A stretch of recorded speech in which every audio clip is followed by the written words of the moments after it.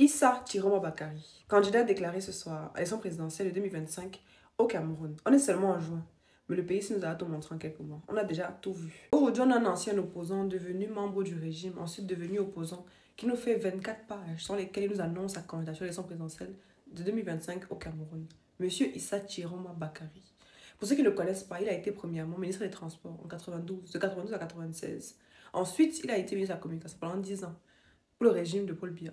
Il a également été porte-parole du gouvernement de 2009 à 2019, 10 ans en tant que porte-parole du gouvernement.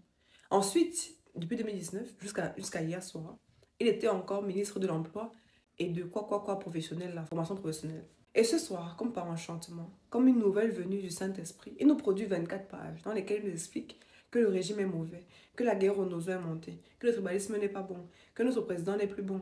Bref, un monsieur qui a chanté les louanges, qui est devenu l'égérie du président en place, qui est devenu le chantre, le griot de la présidence, aujourd'hui, nous explique que le système est mauvais, qu'on vole les élections au Cameroun, et qu'il faut que le peuple s'unisse pour pouvoir justement changer ça, qu'on doit rêver, qu'on doit...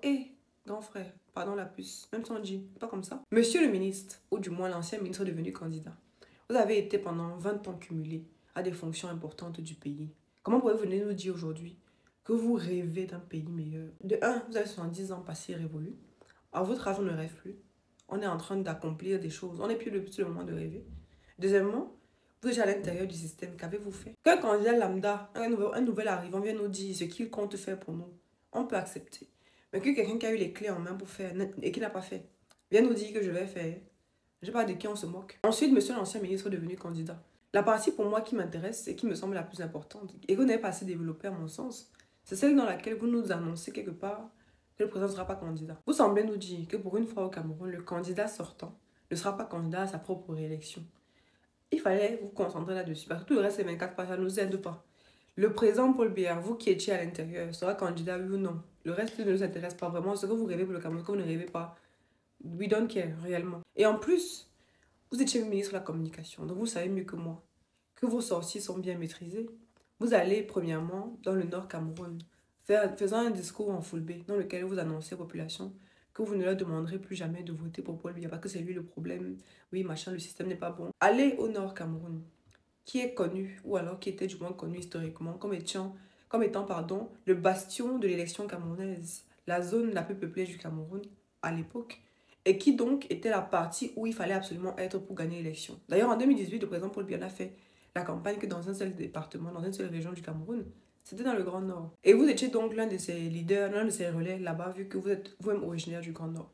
Allez donc là-bas parler en full B à votre population, entre guillemets. C'est simplement leur dire je suis avec vous.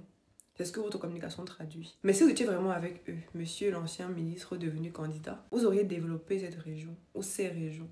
Vous n'aurez pas gardé la population dans la pauvreté. Mais vous comme moi savons qu'on a tout intérêt à garder cette population dans la pauvreté.